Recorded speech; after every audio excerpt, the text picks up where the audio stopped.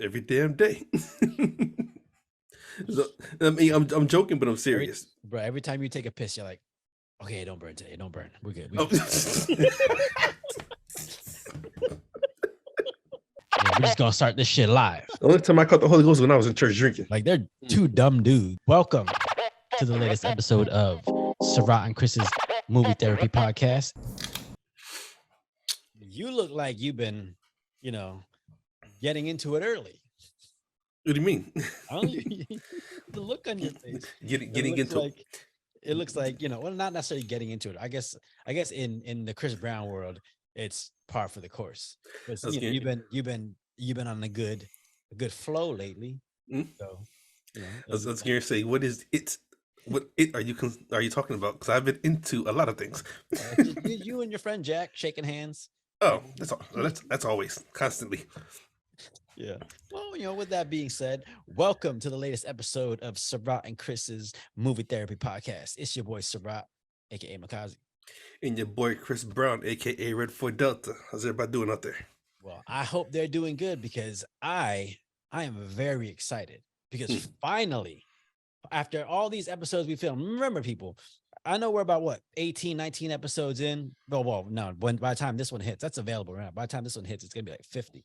But finally, we're doing a movie about food. Oh, doing a movie about not just a you watch, I watch, but an actual new movie about food. Mm-hmm. Yeah, this excites the hell out of me. Tell the people what movie it is and actually how we landed on this movie, because this is kind of a interesting, way we came across it. Well, if any of you guys have been following us, sometimes we announce the movie, sometimes we don't. And I had an early day off work, so to wind down, I picked the movie just to watch because it came out. It's fairly new, and as I got into it, at least about 30 minutes in, I texted Rock. I was like, "Yo, we should have reviewed this movie instead." And he was like, "Let's do it," because I didn't watch the other one yet. I said, "Cool." So, ladies and gentlemen, we went with The Menu. Streaming on HBO Max. Yep. It was just in theaters on HBO Max now. And I had heard a bunch about this movie just off the ether, just seeing online and stuff like that. And I wasn't sure what to expect, but I mean, it has a lot of good actors in it and it's centered on food. So I was like, you know what? I wanted to check it out. I've just been slacking on it. And goddamn, brother, I'm so glad you watched it because man, I watched it twice just because it was a really good movie. Oh, it's bad. It's not what I thought it was. Mm-hmm. But you ever see those movies that are surprising? Like you don't know which way it's going. Mm-hmm. That's what I got with this movie. Yeah. I mean, come on. First of all, do you have a favorite movie that's centered on food? I have a bunch. That's centered on food? Yeah, that's food. That's at least food is a its own character, or food is a central theme in the movie. No, I don't. I know I don't because what? I just like. Come on. Well, I don't have a favorite movie centered on food. If there's a movie I could pick, it's not centered around food, but the table was looking pretty good, and that was in Hook. Okay. Just saying. You should. The only movie you like or that you can think about involving food is about imaginary food. I mean, once it got on the table, it was pretty stacked. You know what I'm saying? But as far as dude, that's dope. When they had to think about, they had to use their imagination to imagine the food, and it appeared in front of them. Yeah. I mean, other than that, the one I recently watched, that you had me watch, Chef. Yeah. That one was really good. Bro, I got like Chef, Ratatouille. There's this other movie called Burnt with Bradley Cooper. I mean, I've watched every episode of Chef's Table, Mind of Chef. I consistently watch food shows. That might be what I watch most on TV is just different food shows. Interesting. So so I'm very engulfed in the whole world of food. Not necessarily, I'm not an expert. I love food, so I'm always watching stuff about it. And I wondered how this movie would line up compared to some of my favorite ones, and it's up there. It's up there. I mean, I'm telling you right now, this might be one of the best movies I've seen in a while. I mean, it's definitely up there. But what I love most about the movie before we actually dive into it Yeah, what's that? is when they actually show the plates, they put it on TV like it's a real menu item. Yeah. Like they tell you what it is, who served it, whatever. Well, so And have you ever watched Chef's Table on Netflix? mm, So Chef's Table on Netflix is like it's a show where they highlight different chefs. They tell their story about like how they got into food and things like that. And then the mhm, show's like, their rise into the food, the culinary world. And then like whenever they have like dishes that they're known for, it pops mhm, the same exact way as they do this okay. in there. So So I was like, do you think they copied it from there? I think they got a lot of inspiration from the way they shot Chef's Table because um we'll get into it. I'll tell Hmm. you after, but like there's elements to this movie where I was like, oh, like I hadn't seen it on TV until I watched Chef's Table. Okay. And so, but yeah, but okay, so off the rip, I'm guessing you like the movie. I did. I told you I watched it twice. Yeah. Now, just did you watch it twice to better understand it? Because there's some deep uh themes in this movie. Hmm. So did you watch it to better understand it? Did you just watch it because this is a dope ass movie? No, well, I watched it because I wanted to have a refresher before we did this, Hmm. but I wanted to see it again anyway because I thought it was really good. Yeah. No, same. I just watched it today on the plane. I had a not terrible flight issues today, but brother missed his flight. Yeah, So he had some first world problems, people. yeah, It's not that important. just let me tell you, if your flight is at 7 o'clock and you wake up in the hotel and it's 6 o'clock, yeah, you're probably not gonna make that flight. Yeah. But that little bit of extra sleep afforded me, time on the plane to sit down and watch the movie. So I appreciated it because I was either gonna watch it on the plane Hmm. or when I got home, I was gonna watch it. Either way, like there's blocks or hours being dedicated to watching it. So it came in handy. Yeah, you got to remember when you had got married, I fought to get to the airport, and and my hotel is in the airport, so I can catch the early flight, and missed it. Woke up, sun was out. I was like, "Oh shit, All right, my plane's gone. so here's the I thing. could have just stayed with you." No, so here's the thing. I was actually talking about this earlier today. Okay. Okay. And at my wedding, for the life of me, Hmm. I still don't know what like at one point you and my older brother, Sarath, got so drunk and y'all were battling each other. He wanted to cheat challenge me. I said, "Dude, you don't want this fight. I Yeah, am a drinker." and then next thing you know, like I saw him bobbing for apples in the tub that has all the drinks. Hmm. Well, we didn't have no apples at the wedding. So Look, where did they come from?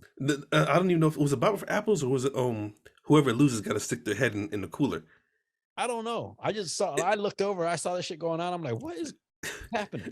I really think I really think the loser had to put their head in the cooler because full of ice and all the drinks and everything. Yeah. And I remember, um, well, actually, no, I don't remember who did it, but they held him up because your brother's like 2'2", and just just dunked them in there. He looked like he looked like one of them goblins from Harry Potter. Look, and I kept telling them, I was like, dude, you really don't want to challenge me to a shot for shot. It's not gonna, don't do it. I said, plus I'm trying not to drink like that. I didn't come down here to get drunk. I Yeah. came to support my homie getting married, and I'm chilling. You know what I'm saying? He's like, stop being a little pussy. Come on, come out there. I'm like, dude, don't do it. Even you said, Sarah, leave him alone. Yeah, exactly. Because I knew where it was headed. Because you're not gonna let him, get the upper hand Oh, on you. And I know him; he's stubborn because he got a little man complex. yeah. And then I said, you know what? The last two words everybody always says before they do it, fuck it. Yeah, And what do you know? I I mean, was overly drunk and he was in the cooler. I see. I'm hoping he learned a lesson that day, which is one, don't challenge you to anything having to do with drinking. But two, like speaking of lessons, like this movie, it's a dark comedy, Mm, and like it's it's centered on food and it's centered on like things like that. But it's also like there's a lot of lessons being taught in there. If you got to pay attention, oh yeah, definitely. there's things going on, but like there's some deep lessons being taught. Like I didn't realize this movie was going to be that cerebral. Mm. You know, I definitely like the acting in the movie, especially from the chef. Like his nonchalant, laid back character. yeah. Like it fit perfectly for the story, You, in my opinion. you know who that is, right? I know his face, but I can't put a name with it. Even Yeah. though it said it right there, but I was like, what other movie did I see him in? Yeah, but that's first of all, that's Q from the new James Bond movies. That's motherfucking Voldemort. Holy shit. Yeah, Ray Oh, okay. Fiennes. Yeah, Huh? his Oh, name yeah. is Ray Fiennes. But no, they had a really good cast. They had him, Ray Fiennes, had John Leguizamo, Hmm. um, Anna Taylor Joy, who I've been seeing her in everything fucking lately. Is she the one that was in Last Night in Soho? Yeah, Okay, Last Night in gotcha. Soho. She was in what is it? The what's that mutant movie? What, X-Men? No, it's the one where they're all stuck in like the asylum. New Mutants. She's Oh, in okay. New I didn't see Mutants, about you talking about Queen's yet. Gambit, shit like that. Fucking Nicholas Holt, the fucking Beast from Hmm. X Men Oh, First yeah, yeah, yeah. Class. Hmm. Yeah, really good cast. Really fucking good cast. I had Yeah. the mom from fucking Growing Pains. Oh, that's who that was. Yeah, Okay, I was like, yo, who is she? You know what I'm saying? but I But I saw didn't. her. I didn't bother looking anybody up. I just kept watching. Yeah, I saw her. I was like, oh shit, I ain't seen her in like in anything in a long ass time. Yeah. Yeah, but man, all right. So, all right, before we go deep into the world of the menu, let's Hmm. talk about what is on our menu. Let's take this Indeed. round. What you drinking? What am I drinking, ladies and gentlemen? Y'all know I got my trusty Jack Daniel. It doesn't go anywhere. But I walked to go get some beer, and I was looking for a Guinness, Mhm. and the guy said that they didn't have any, but his wife thought I said a Guinnessy or Guinnessy, however you pronounce this shit. I don't know what it is. And the husband was like, "Don't give him that shit. Nobody drinks it. That's why it's on the counter." And she was like, "Well, just give it to him then." He said, "Well, I can't give it to him. I gotta make money." He said, "Look, I got a case. I'll sell you one. I'll sell you the whole case for $1 a beer."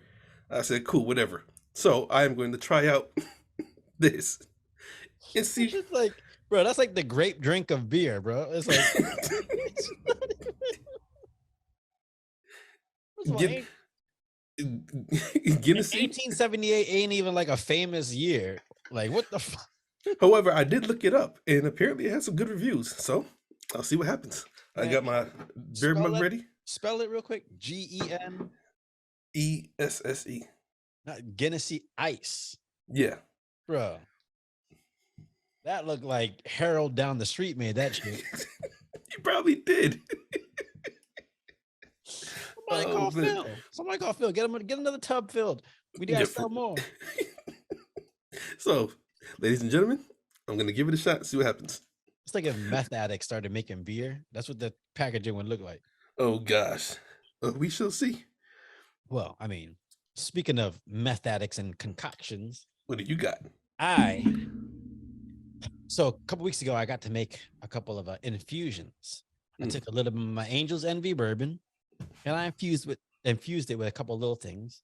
So today I get to actually have a taste of it. okay.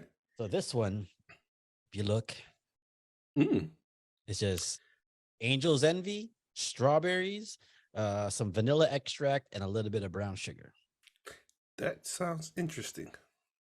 And then after that, I actually have to do work today. So I'm only doing one drink. Like I did a shot and one drink. If I go any further, I'm gonna pull out a Fit Aid out of my little cooler over here, and I'll go with that. But the one drink I have today is called Far from the Tree, Ricky Interesting. Cherry Lime Cider. Hmm. Okay. You Yeah, never had it before. yeah, no, it's from Salem, Massachusetts. Mm, Have I not had some? Maybe. Oh no, I had the margarita one. Is I think made from the same company. okay. But yeah, yeah, I'm curious. Well, are we crack? Are we setting up?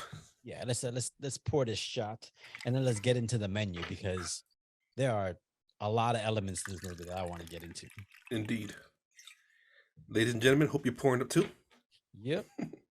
And if you're not, we'll pause it, go pour something real quick, and come join us. If you're sober, get you a shot of water. It's okay. Yeah, but you just gotta drink. It don't have to be alcohol. It Yes. can be. Well, I would prefer it to be alcohol. Yeah, I know. You should do some chicken broth. Okay. Could you imagine if you made like if you put like chicken broth infused with alcohol? That might be too gross. Yeah, that doesn't sound good at all. Chicken broth infused? Nah. Hell no. Well, it did create a good head, but let's see what happens. All right. Well, My Brother, brother, as always, cheers. Oh, you got your shot? I got it. Cheers. Cheers. All right.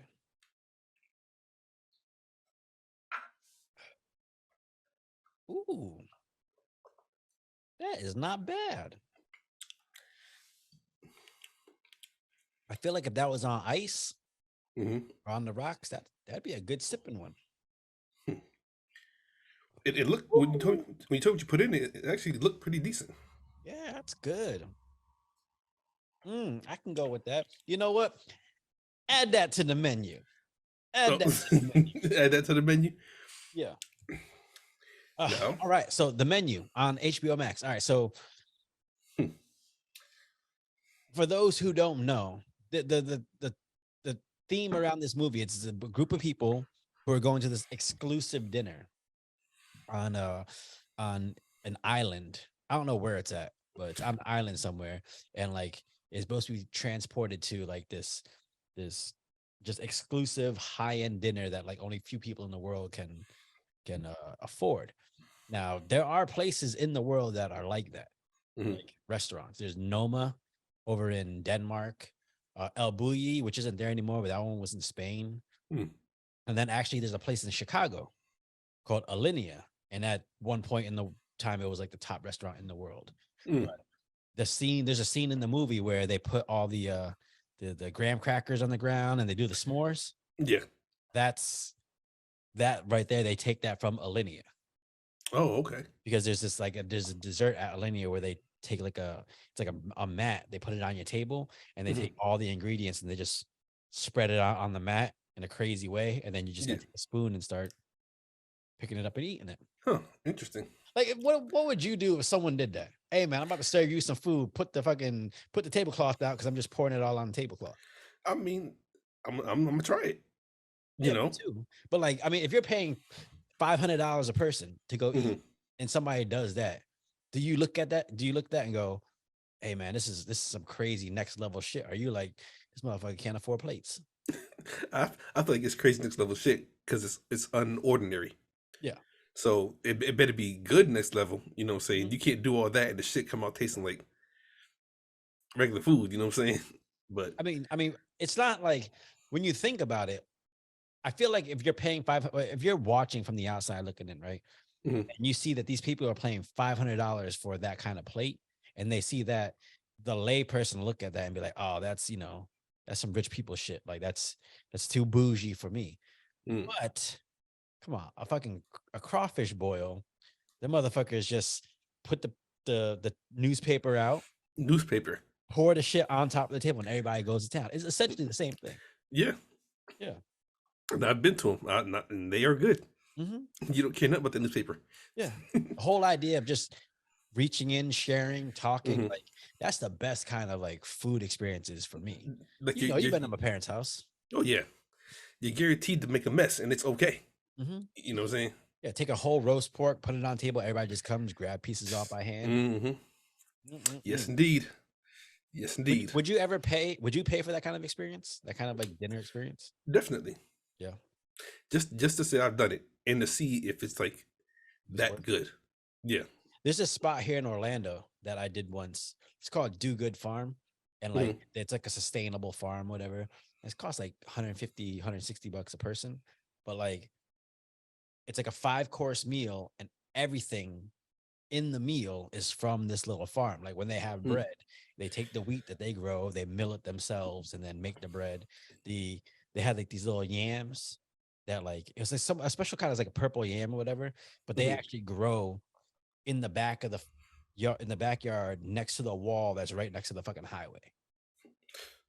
Interesting. Yeah, it's crazy, but it was delicious. Okay.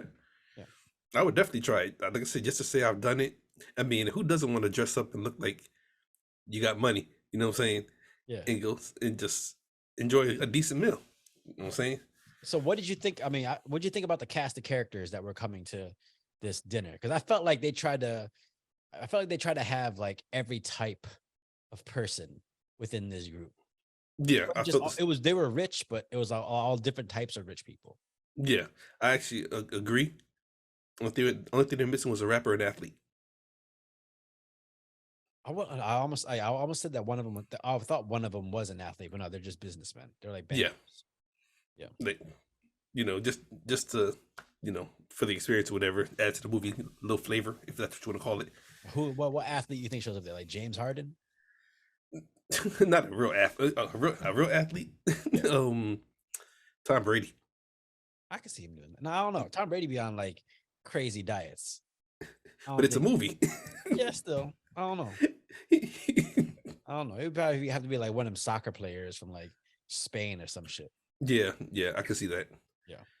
All right, but so let's tell the people listening like how what the setup was like. What was it like when they got to the island? So the movie starts off. They had to get to the island. Of course, they got to take a boat. And once they're on the island, they're on the island. They can't. They're not leaving. Um, it looks. It looks. Would you say exotic? Yeah, it looks exotic, secluded. Yeah. Yeah. The animals. Like when they're walking through, they got the goats with them. Hmm. Guys up there fishing, getting the food they're gonna eat for the evening. Yeah. And they Even were the fishing and stuff like that. yeah. I mean, it looked like it was like the experience alone is probably what you're paying for. Yeah. You know, and all the food came from the island, if I remember correctly. Yeah. So. Okay, so let me ask you, like, because that was one of the things I really liked about the whole setup was like, before they had the meal, Mhm, they went out and like gave the people an experience of like seeing where the food comes from. Like, do you mhm. think that's something that's missing in today's society? Like knowing where your food comes from? I don't think it's missing, but I do think that it would be cool to see it. Like when you walk into that's a simple restaurant. I think it's Texas Roadhouse. Is it no, Longhorn Steakhouse, one Okay. of them. Yeah. But they always got the cuts of meat sitting right there in the front. I You think know, both. I think Texas Roadhouse and Longhorn. I think they have it right at the front. so you go to choose your steak. You're seeing which steak you're actually going to choose and how you. So I Yeah. think that's pretty cool. Yeah, but I But mean, it's like, okay, so I feel like in today's society, you know, you could go buy a pork chop, mhm, cook it. And yeah, this pork chop came from this farm, whatever. But I don't think people really grasp the idea of mm, how this pork chop got to your table. mm, Because I think if people were way more aware of that kind of stuff, mhm, we'd be a lot less wasteful as a mm. society. You know, like I can see that. it's not just they didn't just go to a farm and pluck a pork chop off a tree. Like Hmm. they had to do a lot of work. They had to this animal had to give its life to provide this piece of sustenance, Yeah, and people wouldn't take it so like for granted like they do now. yeah, definitely. Like I was the other day, I was at a Korean barbecue spot and I was eating, had a little bit of the meat and stuff like that. But I was sitting there looking at how much meat like was actually on our table. And I got to start thinking, I'm like, okay, that's just our table. Now you got like 40 other tables in here. Yeah. Mm, And that's just within the 2 hours that I'm there. Could you imagine how many cows have to get, how much cows they have to go through to just supply that one restaurant for a week? mm, And that's just one Korean barbecue spot in Orlando. There's yeah, already another like 20 or 30 yeah. in this one city. Like when you think about it like that, like the idea of like that's why you see those giant fucking cattle ranches in fucking Texas and all that shit. So I see him down here, and Yeah. man, I it makes love me. that. I love that kind of food. But Mhm. do you think we really need like Korean barbecue spots and shit like Yes, that and buffets and shit like that? I know we want yes. them. I know we want them. Do we Do need we him? really need them? Yes, Why? because how else can you get to experience different cultures? No, you can just go to your motherfucker's house. Go to But if, Chinatown. Go to Chinatown. Meet a little Korean fella and be like, "Hey, can I go to your house and have dinner?" how do you know there's Koreans in Chinatown? Hey, I'm just saying. It's not called Asian Birds of Town. a feather. Birds of a feather It's flock. not That's what called I'm saying. Asian Town. It's Chinatown.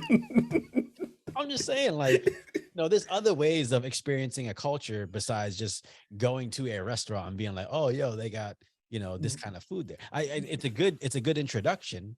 Mhm, Like, I don't know. Just think about the amount of the way the supply chain works, mm. the amount of supply needed to sustain shit like that. Like, I don't know. It makes me wonder. makes me wonder about like how much food is out there in this world. Well, I don't know if I told you this, but I met this guy down in Alabama, Mm-hmm. owns a huge farm, Yep. and he apparently had 400 cows that he sold to. I'm not gonna say the name or anything, but basically a meat Processing. product, yeah, for the north. Mm-hmm. And when he told me the price of each cow, and he sold 400 of them, I was like, drug dealing is the wrong business. I'm about to move cows Yeah. for the Yeah. record. But you also got to remember, like, yeah, that's. I mean, I guess it's the same as drugs because you're not just like putting a seed in the ground and a week later it's there. Like you got to cultivate that motherfucker for months. Look, I pass this field every day, and the guy has his bulls back out there, and Mhm. these ain't the regular bulls. These fuckers are huge. Yeah. I'm talking antlers bigger than my body. You know what I'm saying? Yeah. Like I never seen a bull look scary. You know what I'm saying? And he has about six of them, and apparently he rents them out to people so that they can breed with with their Like, cows. so also he has like the studs and he rents them out to like different farms so they can breed. And, Yeah, but okay. if you've seen them, I mean, shit, I can see why. Yeah. But yeah, All so right. So the menu. this yeah. So I mean, it's a whole island dedicated to this one restaurant. Everybody lives on this island. Restaurant's called Hawthorne, for the record. Which I like the name. Yeah, it sounded Sounds classy as fuck. yeah. Um, but yeah. So like the whole idea that you have this one business out on this island and everything is geared towards running this one business, that's to me that's a dope idea. Oh yeah, definitely. Like I think about you know just living in a city and you see all these businesses and all the stuff around, and just the idea that there's this sustainable fucking ecosystem built just for supplying this one restaurant. Hmm. I think it's a dope idea. Yeah, and then yeah, I mean the food they were cooking. If you guys seen the movie, go watch it because even the introduction of the dishes they look amazing. Like there's a part in the movie. What the Bro, hell is there that? is an odd aroma It's a cherry lime cider. So to this. Hold on.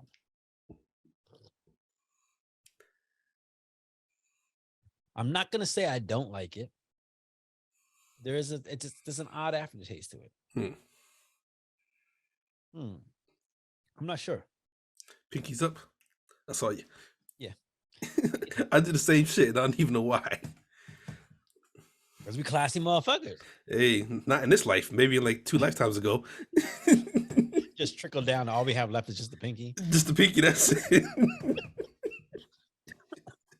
Oh man. All right, so they get into this fucking dinner, and immediately you start learning these people's personalities. Hmm. So, I mean, off top of the head, was there one personality that you could kind of identify with? No, but I'm gonna say no and yes, just because he was he was over fascinated with it. Yep. Um, Nicholas Holt, yeah, beast. because I would actually love to enjoy the experience, but I wouldn't be as nerdy as he was. You know what I'm saying? Mhm. But that's probably what I would identify with, just all these things and savoring the fact that these plants are this and this is this and this is that. You know what I'm saying? Like it would just be. Do you think is there anything in your life where you're that into that it borders on the line of being like creepily obsessed? I would say when it comes to tanks. When I get to talk about my tank experience and being in the military Yeah. and just knowing because I was a driver, knew all the buttons, how it moved everything, there's a certain excitement that comes with it to be able to break it down and know what I'm talking about. I haven't done it in years, you know what I'm saying?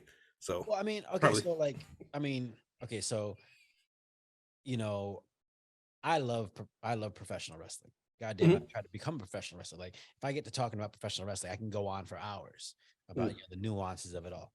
But I never got to a point where I might, pull some less than, you know, less than moral, like, you know, activities or choices, to further my obsession with wrestling.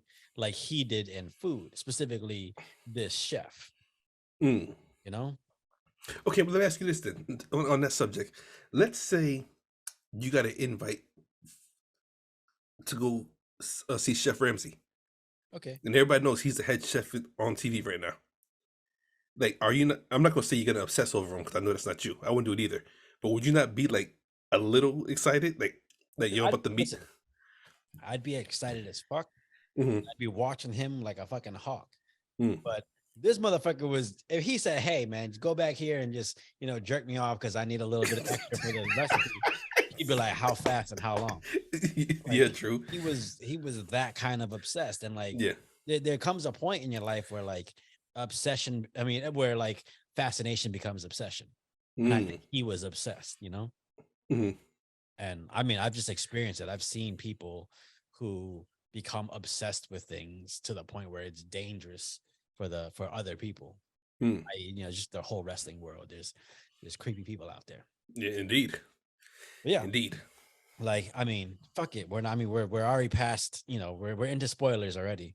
But Oh like yeah, he, was damn near gonna sacrifice people yeah, in order to meet and see, you know, this chef. I've did there's okay, fuck it. Let's just get it. What was the main happening of this movie? the main happening of the movie is everybody. Your camera keeps moving, bro. Oh shit! And your TV's on the background. I can see the reflection. I know I'm watching it's Flagrant 2. All right. Well, Yeah, fuck you. that's why I said it. Like I know if I can see it, somebody's gonna point it out. But um, the main happening in the movie is all these people are handpicked to come on this one dining event, Mhm.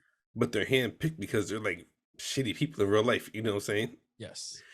And they're coming in to die. Yeah. They just don't know it, Yeah. except for the one guy. And his character, he's such a douchebag. He got rid of his girlfriend and hired a call girl because he couldn't go by himself. Well, here's the thing. Like he was literally is gonna give up his own life. Mm-hmm. He knew he was gonna die. Yeah. Or maybe he didn't. Maybe he just knew other people were gonna die. But basically, like he was willing to put the life of someone he didn't really know Mm-hmm. on the line just to get what he wanted. That's fucking. I mean, Yeah. when you think about that, and they're like, "Oh no, we're about to watch a movie about food." Like when revelations like that start happening, Yeah. like, come Which on. I thought he had the funniest part in the movie though when he had to cook. Mm, yeah, Because you know how they show the dish and they show what it is and they name it. yeah. It's just straight up Tyler's bullshit. And I thought that was so creative the way they did Yeah. that. You know what I'm saying? Every in the movie, every time something crazy or something like nutty happens, it's affiliated with a specific course in the menu. And the Hmm. whole idea is that the menu is, centered around, you know, Everybody there. everybody there and the things they've done in their life Hmm. that brought them to the restaurant that night, Yeah. which I thought was a real crazy concept. As it was happening, I Hmm. was like, I just thought they were gonna do like a go to a dinner and then some other random stuff happens. But when it found out it was like a setup and Hmm. everybody here is about to motherfucking die. Yeah. Even the cooks knew they were gonna die. Yeah. Like how do you sign up for this? Like you're gonna die. Well, I mean, it's like a This cult, right? that's what I was thinking. Yeah. You know. It's like its own take on like a cult movie where Hmm. everybody do the Jim Jones shit and everybody drinks the Kool-Aid at the end, Yeah. you know? For real. The girl was like the sous chef was like, yeah, the whole death thing, that was my idea. Hmm. Like, But even her story was crazy. It's like everybody had their moment of truth. yeah. You know what I'm saying? And that's why I think at the end, I think that's why I liked it because they accepted it. Like, you know Yeah. what? I deserve this fate because I'm a fucked up ass person. You know what I'm saying? Everybody basically had got a chance to atone for the mistakes they made in their life that got them to that point. Yeah. You ever felt like that? You ever felt like you ever got to a moment where you're like, I had to accept my fate and just whatever happens in this moment happens, and after we'll figure out how I move forward. Every damn day. So, I mean, I'm joking, but I'm Every serious. bro, every time you take a piss, you're like, okay, don't burn today, don't burn. We're good. We Oh, good.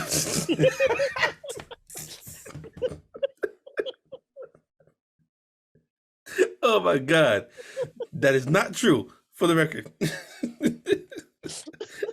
I am selling it. And I didn't say celibate. I said I'm selling it. Yeah. But no, I mean, like I mean, it was, yeah, it's the whole concept of the movie was crazy to me because like it was just it was a moment in time where all these people are faced with the negative shit or the just the bad shit they did to other people in their life. Mm-hmm. And I feel like for a lot of people, you know, you come to this point in your life where you are faced with that decision. Yeah. Or not to say faced with that decision, but you're just faced with that reality. You're like, That oh, re- I did some fucking shit to these people, and that realization. Mhm. I mean, I've done it, and I've been confronted by it, and being old and everything, say, look, I knew this day was gonna happen. Mhm. What do you want to do to me? Yeah, I'm not even gonna fight back because exactly, I deserve it. What do you want to do? exactly. You know. That's it. Same with me. Same with me. I sat in the interrogation room, ready to be like, Hmm. all right, yeah, this is what happened. Hmm. You know, whatever happens to me, like I brought this upon myself. Yeah, it's like you. Thankfully, you know, the universe, you know, had other plans for me, and I made sure I've never gotten back down to that spot. Yeah. You know, man. Oh man, What was your favorite dish that you saw? my favorite dish, the chicken, the thigh. Oh yeah. Oh, so just in the whole setup itself, or Well, the that dish by itself, just because for one, it's a I'm taco. fat. No, well, no, I'm fat, and that like is the most filling part of the whole menu. Everything else is all skimpy and little, Hmm. and I'm like, I'm not gonna get full off this shit. But chicken thigh, it had like the right color, the right crisp. It was pretty. Yeah, Yeah. they probably sprayed it down with like mop and glow or something to make it look all shiny. Who knows? Yeah. But yeah. I don't. I'll be honest, bro. I think my favorite thing there was that the breadless bread. So I see that was my second, I which thought is that was interesting. dope. Okay, You so ever thought okay, about that? Like, okay, you're about to taste all these different spreads, with but no bread. with no bread.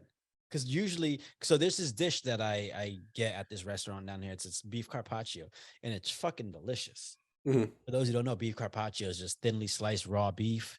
And they got capers, salt, lemon, all these things on there, and it's it's fucking delicious. And a lot of places I go to, I get beef carpaccio, and it's good. But this one place, they serve it with these little crostinis, and I swear to God, you scoop some of it up, you put it on there, and you eat it, and that Mm, crunchiness from the bread makes the entire dish. mm, So the idea that you have this one element that elevates a dish from here to fucking here, yeah, but at the same time, when you take that element away, you really start to taste that other little thing, and you just get to see the nuances in it. that's 'cause like I said, that was my second choice because, like you just said, once you get bread and everything, sometimes bread is the most impactful thing. Yeah. And it can be the most plainest. You know what I'm saying? Mhm. Depends on how they do it, but just to have a tray with all these different sauces, and you just got to taste them. You know what I'm saying? Yeah. I thought that was pretty cool. Well, is there a restaurant that do you feel has like the best bread?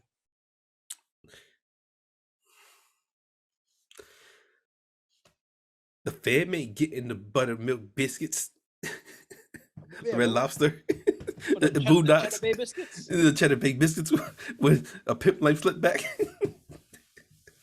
Oh A man, pimp named Slickback. say it with me now. But now, when it comes to bread, that's that's actually really interesting because I actually had some rich restaurants and regular, Mhm. but I really feel like regular basic Olive Garden bread is probably the best. With a little the and never ending breadsticks, The breadsticks with a little salt and olive but oil. whatever else they put on there. I don't I don't know. know. I feel like you could dip that bread in anything and it's gonna taste good. I saw okay, so here okay, I have three that come to mind. Okay. That's how fat you know I am because I got three different breads. I see your face. Yeah, Trust me. fuck you. That's what which is you bolo in the making right now. Oh man. They're making Bloodsport 10. I'm trying to audition. He's in Bloodsport 10. Oh shit. No, Oh man. all right, so the Cheddar Bay biscuits at Red Lobster are really good. They are. But over the years, I feel like they've kind of lost their luster. But the bread with the maple butter at Texas Roadhouse, Okay. fucking delicious. But what? Okay, so what makes it? What makes it that good? The butter or the bread? And that's the thing. I don't know because it's a nice spongy bread. It is. So it might be the texture of the bread, but I think that maple butter makes it really fucking extra good. Mhm. But I think my favorite bread out of any restaurant I go to might be the cheesy bread at fucking Texas de Brazil. That fucking the Brazilian bar, the Brazilian steakhouse. Yeah, I'm trying to think. Remember when we go? No. I know the restaurant. I'm trying to think. I don't remember the bread. Yeah, the little round little pieces of bread that you pick them up and like when you bite into it, it's got like a little cheesy stretchiness to them. Bro, Oh, okay. Yeah. So I can taste it right now, motherfucker. you go in there as soon as we get done. Bro, it might be a high carb day right now. Goddamn. Look, I'm on no carbs. You should see what I got for dinner, and they was trying to get. I'm not during the week. Well, besides this beer, but No carbs. I got oxtails tonight, home skillet. Listen, you know, some way you're gonna get a carb in there. You're like, yo, let me feed. I already am. No, I already took the bread. I gave the juice. I'm just saying, I got to get rid of it as soon as it comes. And the guy was like, "Do you want these oxtails with rice?" And I was like, "No." I had to say no to rice. Look, my mouth is watering because it looks so good. But Juice gonna be out in the back making a sandwich with all the bread you gave her. Oh man. All right, so what they're okay, so so we were talking about the different characters. I asked you which one like you might have like connected with, but like Yeah. what did you think about like the different scenarios that put these people in the situation they were in? Okay, so for example, we got the first guy that we were talking about, we first meet. He's obsessed with the chef. Foodie, he's watched every episode of Chef's Table and all these different things. And like he will do anything to meet this chef, not short of like he's putting people to death in order to meet. Yeah. And likewise, the girl that he's with, she stuck out to the chef because he's like, she's not supposed to be here right now. Yeah. Something about this girl. And we think in the beginning we think it's his girlfriend. Turns out she's just an escort. Yeah. Yeah. Like, what do you think about that scenario? Could you see yourself being in that? Could you see yourself sacrificing someone to go meet someone? If I was gonna do that, I'm sacrificing somebody I know that I really wanted to see die. Yeah. Honestly. But wouldn't it be a red flag if you're inviting them to? Because obviously, if you want to see them, die, no, I could be a con artist if I want to. Like, look, I know Wayne always got along. It is what it is, but let's go out to eat. My treat. Let's just talk and bury the hatchet, and we're gonna bury it for real. You know what I'm saying? So who in your whole fandom mind is worth sacrificing someone to go meet? I'm not gonna tell you who that is. I got a list. You're like, oh, come on, girl. I know we didn't had trouble. I know you didn't cheated on me like 25 times, but if you come meet at dinner, we're gonna meet Jesus. Honestly, I don't think I actually have somebody I actually want to see die, but I do got people I want to see suffer like a lot. Like, don't kill them, but like get them to their last breath for real, and then let them live. But yeah, that's it. Yeah, I mean, anybody I see that abuses dogs, I'm not gonna name names. Anybody I see that abuses dogs, I'm gonna be like, hey man, you need to take you to somewhere where you can suffer a little bit. Look, I don't know. I know, but I know what you're leaning towards. I don't know if he's my goddamn dog. My dog abuses her fucking self. She's a fucking pit. She wants to fight all the damn time. Shit. Listen, pits don't want to fight. She just takes after you. She's a black dog that takes after her black owner. She takes after you, motherfucker. She was crazy when I met her. I think that's when we bonded. Like, okay, you know what? I like you. It's not the dog, it's the owner. Your camera keeps moving. See, the camera even knows you're lying. It's trying to take you. I ain't got it locked in. That's why. All right. So, but then, other than her, so then we got the older couple they're regulars. And they've been to this restaurant like 12 times already. Yeah. I mean, in their own world, there was some adultery going on or some Hmm. stepping out going on that they didn't know about, and then from the chef's point of view, you had these people who were just like they I guess they didn't appreciate life. If Yeah. that's the take I got from it. It's I felt like their character was like, we got the money to do it, so let's do it. But we're only doing it because we can, not because we actually want to go enjoy it and experience it. Yeah. Because they Eh, went, like you said, like 11 times. yeah.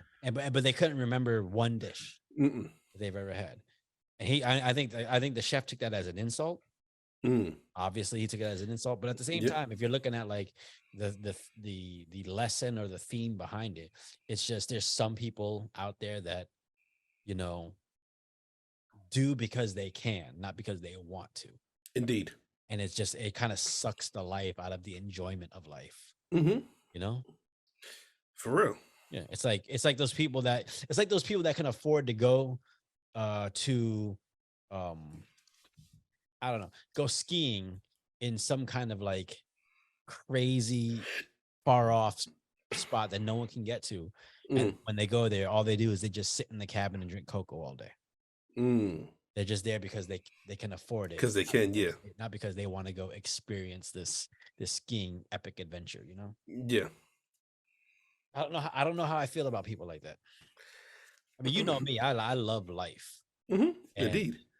whenever I see people take advantage of the blessings that they've been given, and by Hmm. blessings I mean the breath we take every day, Indeed. it just it upsets me.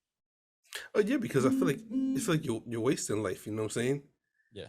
It's like, and somebody like me that's seen it taken, like, Yeah. 1 minute today, next minute they're gone. It's like, yo, you're wasting your life. I mean, yeah, you might have been successful and went to here and did this and everything else, but you took away the enjoyment of what you're doing. You're doing it for the, as they say in 2023, we're doing it for the gram. Yeah. You know what I'm saying? Do you think I mean, it's one thing to think about that type of thing, like people taking advantage of the life they have, but like for someone like you who a couple months ago was on the doorsteps of Fucking losing life out, support. like Yeah. could you ever see yourself becoming that kind of person anymore after going through what you've been through? Well, I never wanted to be that person in the first place, but I definitely couldn't see myself doing it now Yeah. because no, I think I told you this before, but my whole revelation of that was I was in a coma for 2 damn days. Hmm. The world kept spinning. Yeah. You was there, I didn't know it. Other people came, I didn't know it. I just when I woke up, my sister was standing there. I was like, oh, okay. Yeah. Like I thought it was the same day. Nah, it's a whole 48 hours later, homie. Like Yeah. holy shit, you know what I mean? So nah, like I told you, I've knocked on death's door many times. Yeah. But that day, I was laying at the doorstep and the door was open. I wasn't knocking on it; it was open. And it just after that, I mean, I've always took, I'm not gonna say took life for granted because I don't mind playing my own life. Yeah. I like doing shit that might kill me. But Trust me, I've seen some of the women you date. Yeah. no, no, I not get it. I even, get it. not, I get it. I get it. not even that. Chris likes lifting weights that sometimes he might not be able to get off his chest. Is all I'm saying. I always get it off my chest. Oh man, um, I hate you. I hate you so much. Oh man, but yeah, man, just yeah, my view of life did actually go a little deeper after that. Yeah. Just Do like you I feel said, like there's a difference. do you feel like Huh? you value life? Because I know you've always valued, but do you feel like you value life way more now than you did, 5 years ago? It's like I don't know if it's gonna sound right. It's not that I value life more. I value opportunities more. Okay. You know, like something as simple as telling people you love them or doing Yeah. something kind or taking a trip. It's like enjoy what you have. Yeah. You know what I'm saying? Because when you're on your deathbed, you want to sit there and look back like, yo, I should have did this. I should have tried that. I should have been there. I should have said this. It's like, nah. If you feel the need to tell somebody, hey, you know what? I love you. Yeah. Just on GP. Yeah. No, take it how you want. get off my chest, whatever. Then no, do it because I think that's the worst feeling. Because I think the first thing I asked when I woke up was, did anybody call my child's mom? Yeah. Because that would have killed me. Yeah. You know what I'm saying? Look, I'm already getting emotional just thinking about So it. I got a question. So like, that moment when when you're like, I gotta value life more than I did before. Like Mm, that kind of moment. Does that hit you instantly, or does that something like, or is it just like gradually it starts, that realization starts to come? Because I've always wondered if, like, someone who's on the cusp of death all of a sudden gets a second chance, and I always mhm, wonder if it's something where they're just like, oh shit, I got a second chance, I can't fuck this up, or if it's mm. a slow realization, like, man, like I really have a second chance, and like I gotta take better advantage of it than I have been. Like I've been throwing away this second opportunity that I have. I don't know. Yeah, definitely. Because well, you know me, I've always took risk. I've always wanted to live life on the edge, Mhm. and I still do. But the difference now from then is I don't want to. I live life on the edge to feed my own pain. Like if I do something that was crazy that could hurt me, and I lived through it, it may let me know how strong I really was. Yeah. You know, but to be taken up by a snake, Yeah. out of all the things I've done, a fucking snake, Mhm. and it wasn't a quick. I mean, it was happening quick, but it was slow enough for me to know what was going on and knowing I can't do shit about it. Yeah. You know what I'm saying?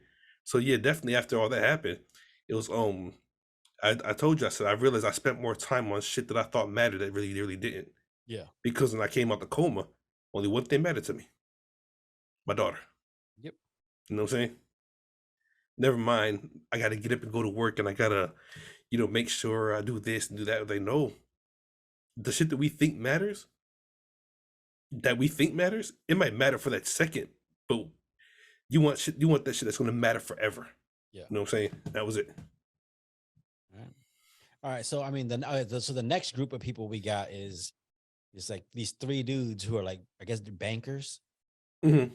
I wasn't sure what they did when they first got there, but like just looking at them, I was like, they look like tech frat guys, just like Yeah, yeah. whatever. Spoiled rich kids. That's what I thought. Yeah. And then it turns out they're like bankers who've been like kind of stealing money and shit like that.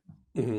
I mean, of any one of those people, those are the motherfuckers I want to Because deal they're with. pricks. Because they feel like they deserve everything, Yeah, they felt like or they they, were or they entitled. can or they can buy their way out of everything. Yeah. Like with the bread. Hey Hmm. man, just bring us some bread. We want bread. She's like, no. Yeah, I her love the fact character was that dope too. yeah, yo, she was just like, no, these are the rules. Hmm. This is what you're gonna get. And she sat there so what's the word I'm looking for? So professional. Yeah. Kept the hands up. She's like, no, no. So even Let me in help the you. even during the tour in the beginning of the movie, when like the girl started talking, she's listening. She's like, she's on it. She's like, no, no, like I forget what they were talking about, but she just interrupted him and was just like, no, like this is like we do things here a certain way. Don't fuck with it. Oh yeah. That's it. Like we're trying to give you something, an experience. Stop trying to fuck with. Stop trying to do the experience your way. You can't have it your way. This ain't fucking McDonald's. Look, it's how many people do that? Go into something that is supposed to be a show, and they want to make it fit what they want to see. Yeah. You I know mean, what a I'm lot saying? of people. There's a lot of Mm, people out there who will sit there and, you know, like okay, so they'll go to watch for example, the movies. They go to the movie mm, and okay, they'll have their phone out. Boom, they'll do mhm. all these random things. It's like, no, like shut the phone off, keep it dark, enjoy this experience you're having. You're gonna be done in 2 hours. Yeah, Like stop thinking that you can take control of the situation. Just let the situation develop in front of you so you can experience it the way it's meant to be experienced. I don't know if this makes yeah, actually it does have something to do with the movie, but like whenever I go to restaurants now, pho restaurants, mhm. whenever I go there, first thing I do is I always taste the broth as is. Because Oh, there's, before you add anything. yes. Okay, okay, Because there's I times I where you'll agree. go to a restaurant and like some people will go to like a taco restaurant. or they'll do Hmm. whatever. And the first thing they do is they toss on the lime, they toss on the guacamole. You go to a pho restaurant, first thing you do is you add on the hoisin, the sriracha, and all this stuff into your broth. But it's Hmm. like you're just doing it because you're so used to adding stuff into it, so you can have it the way you want. Like, take a second and experience it the way the chef intended. And then after you've realized, okay, I don't really like it like that, let me add a couple things in to make it more towards my palate. But Hmm. there's sometimes that like people will slave over a dish for 5 hours and you get it. And before you even cut into it, you're already adding all these seasonings in, and you're Yeah. like, the fuck did I spend all that time cooking for? Look, man, I say it all the time. When I go to a steakhouse, Mhm. like, you want any sauce? And I always say, if it's made right, I don't need it. Yeah. You know, let me taste what the product is first, the way the chef wants me to have it. Yeah. And if it's good the way it is, then okay. I don't need it. Because I really don't want to add anything to it. Exactly. I really shouldn't have to. Mhm. You know what I'm saying? I'm spending But $30 on this goddamn thing. It better be good the way it is. yeah. You know? So Yeah. I don't know. I think do you think that's a product of being entitled? I mean, I get the idea. Okay, so for some people, I ain't got that much, I ain't got that much, you know, uh what's it called? Disposable income. So when okay, I go out to get something, I'm gonna want it to be good. indeed. And so if I go out and get something and it's not good, I'm gonna fucking start tossing stuff in there. Mhm. So I get the idea that if I'm going out, I'm just gonna start tossing stuff in there, because that way, no matter what, I know I'm gonna like it. Mm. But on the flip side, if you do that, I think you're kind of robbing yourself of the experience of trying something new.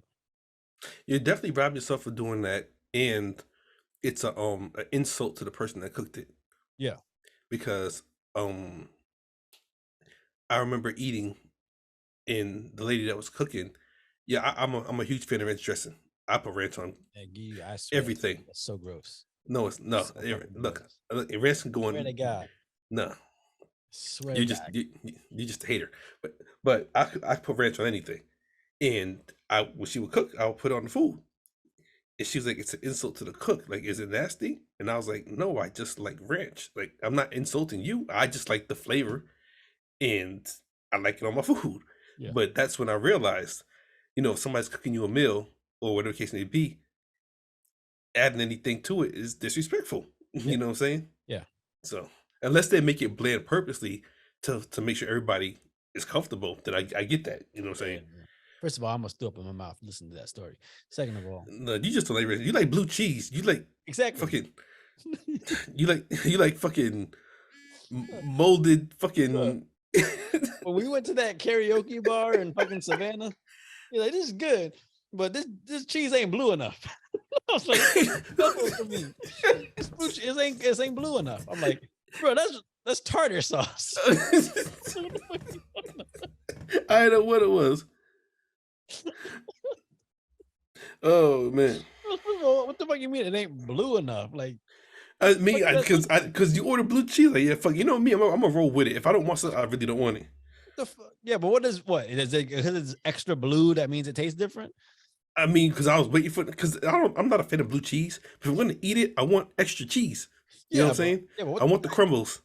Yeah, but you was like, that's this. You're like, this ain't blue. This cheese ain't blue enough. I mean, I don't know shit. what that means. I have no idea what that means. Somebody, It wasn't. if you listen to this, you Oh explain god. to me what that fucking means. This cheese ain't blue enough. Oh man. I mean, I don't. I mean, listen. it wasn't blue First of all, enough. I It, gotta I gotta be it able was to laugh because I bombed on karaoke that night. So at least I can laugh at you for that. But because you was like, I remember you was like, we ordered chicken wings. We went off the menu. Excuse me. And you ordered blue cheese. yeah, 'Cause I know you don't like ranch. I'm like, cool. I can eat whatever. I don't give a shit. And when I dipped it, I was like, this yeah, this this cheese cheese ain't ain't blue it enough. ain't blue enough. Like, Wait, if what? I'm gonna eat some blue cheese, I want the full fucking effect. You know what I'm saying? Uh, I'm just saying. yeah. No, all right. So there was one character in this movie that I still haven't figured out really the significance. I mean, Hmm. I get it in the way that they explain it in the movie, but and it was the mom, because she was Oh, just sitting on the side drunk. Oh yeah, yeah. Oh, All right. oh, he said at the end. All right, now explain this to me because I will. I gotta take a piss real quick, but Mhm. like, try to tell the people, explain to people what this, how With the how mom. out of place she looked there. But see, I don't want to talk about it without you put your fucking headphones off. Shit, 'cause I need his second opinion. So in the movie, the mom is in the corner and she just sitting there drinking and drinking and drinking. And mind you, we just said everybody there, well, not everybody, but everybody's gonna die. And I'm pretty sure the mom knew that she was gonna die. And the chef mentions that he could never please her, you know, no matter what he did. So I think her being there was more of just like payback, for her never accepting how good he was, or not even accepting how good he was, but enjoying his craft. Like he liked to cook. He was a chef, but no matter what he did, it wasn't good enough. So I think that's why she was sitting there just getting drunk because she was like, "Hey, if I'm gonna die, I'm going out intoxicated." So, hey, what I just said, because I really want your feedback on this one. I really think the mom was sitting there because he mentioned in the movie he could never please her. So, like I was saying, she didn't respect his craft. Like no matter what it was, no matter what he did, it's just like nothing was ever good enough. Yeah, You know what I'm saying? And of course, who doesn't want the approval of their parents? Like yeah, if the rest of the world can shit on you, I understand. and that's why I wanted your opinion on this. You know what I'm saying? Yep. Because the rest of the world can shit on you, but you don't want your parents to shit on you. That's like the worst feeling in the world. You know what I mean? Mm-hmm. And I think that's why she was there. Like, hey, I got to kill you too because you were the start of my ruin. Yeah. You know what I'm saying? Cause so like, yeah, because I guess the idea that like, you know, because with the chef, his whole deal was like all these people represented what robbed him of his love for cooking, Yeah. you know? And so yeah, I can get the mom like, again, no matter what you did, she's just it's just never good enough.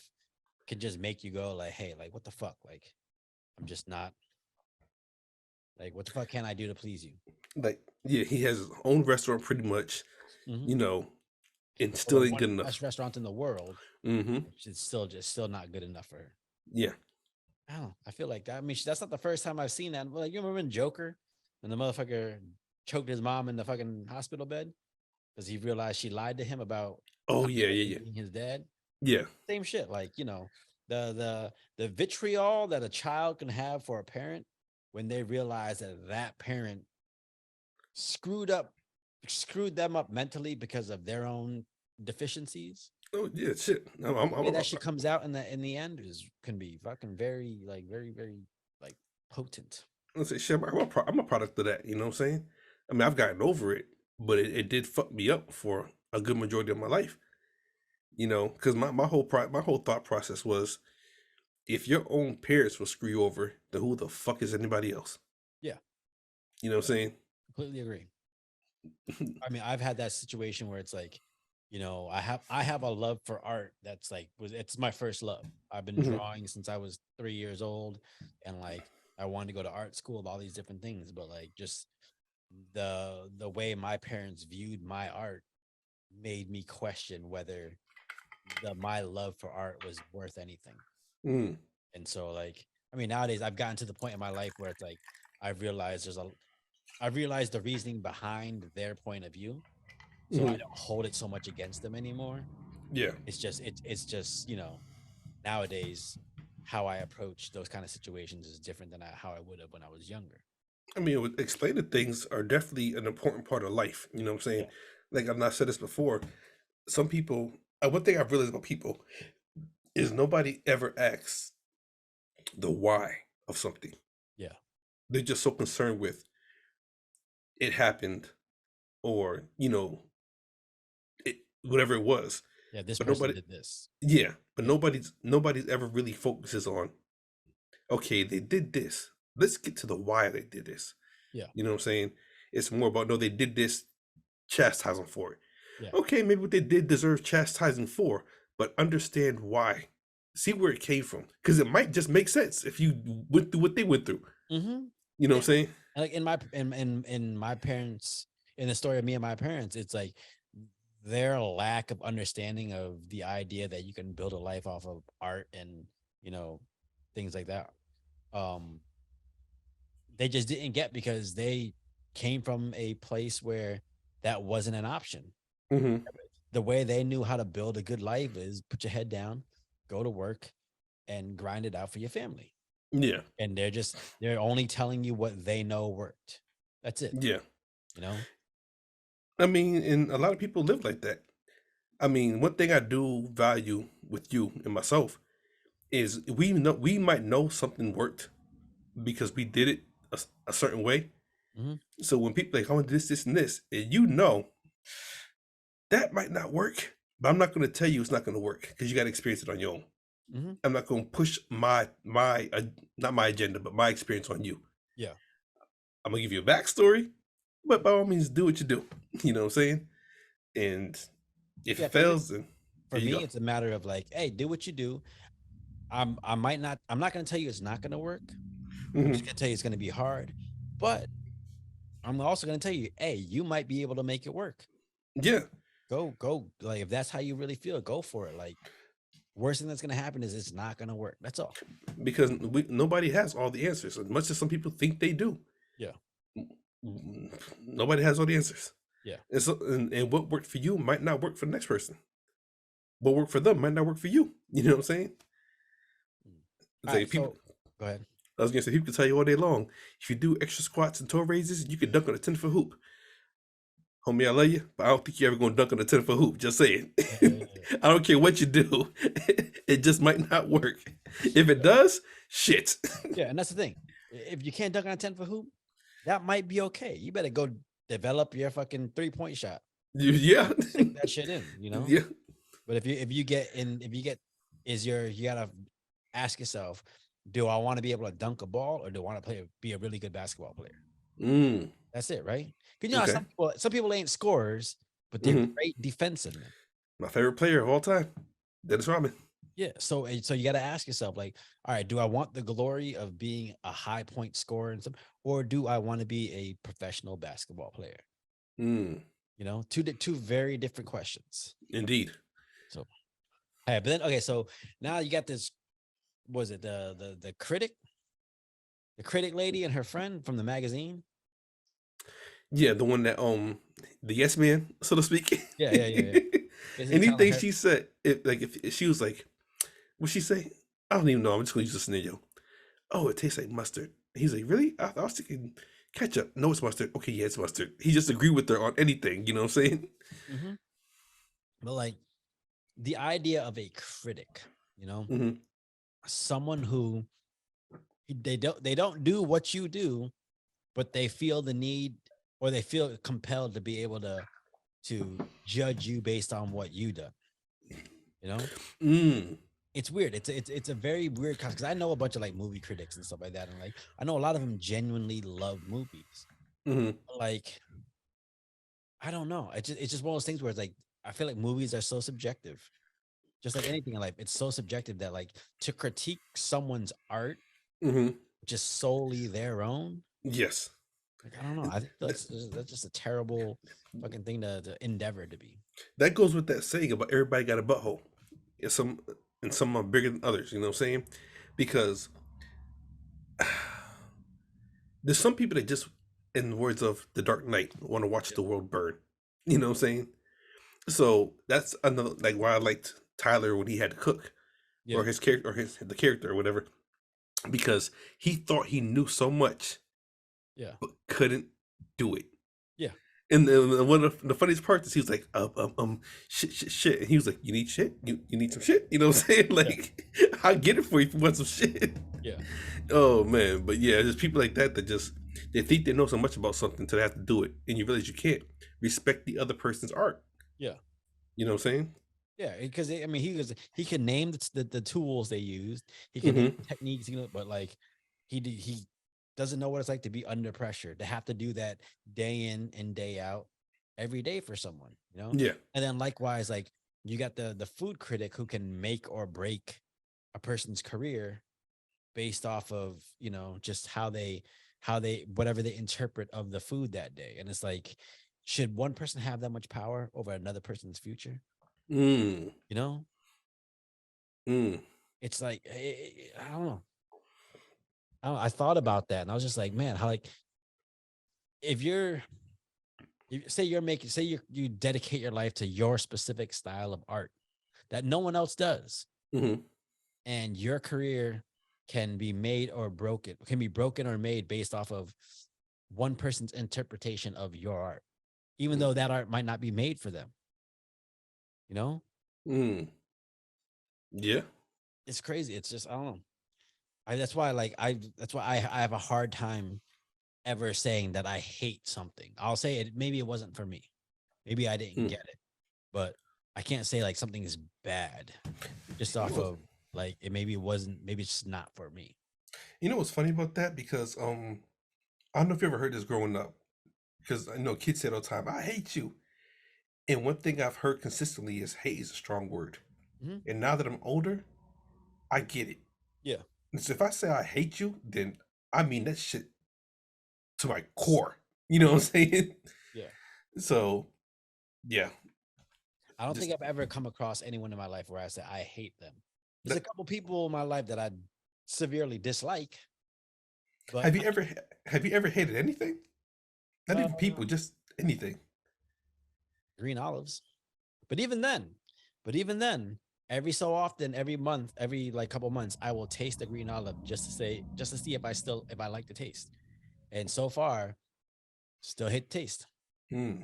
So it's not right now. It's not that I hate. It's not for me. Okay. You know. Hmm. I don't know. That's what you call an educated, a mature answer. Yeah. Like 'Cause I don't hate it. It's just not for me. yeah, that's the thing. Because like some shit isn't meant for you. I'm sorry. Like Teletubbies ain't meant for me. That doesn't mean it's not a good show. That doesn't mean kids can't learn a lot from it.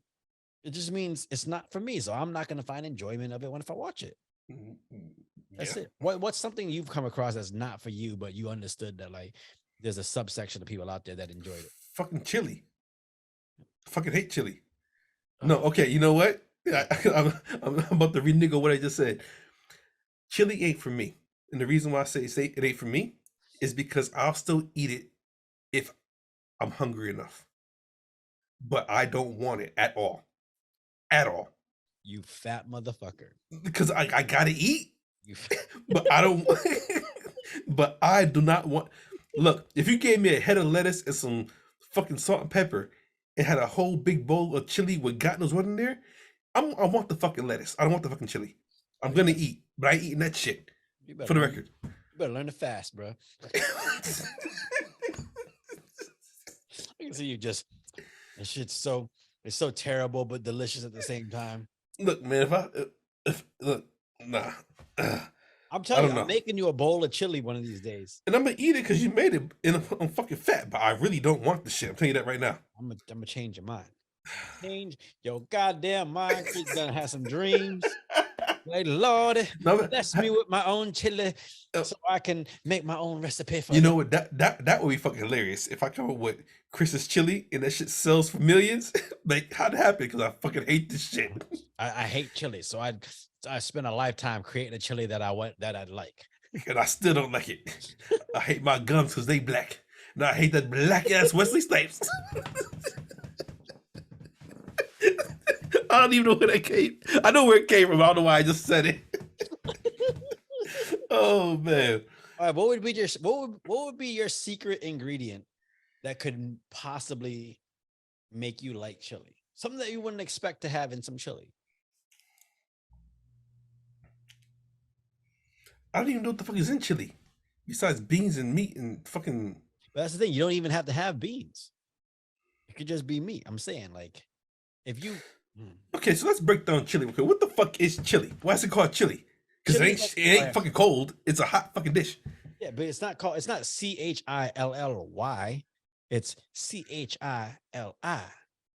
So generally, it's a usually spicy, but not always spicy. But it's got like there's chili seasoning inside, but it's ground meat in a sauce, liquidy, not like you can make it thicker, you can make it thinner. Mm-hmm. I don't know how to explain the shit. It's just chili. Because God damn it, you it's a got me doing the man thing, trying to explain some shit that I don't know. It's just chili. God damn it, why you gotta put but me on the spot like that? what makes it so good? Because it Because ain't it's good to me. delicious. Yeah. There's a lot of delicious things that you can't explain.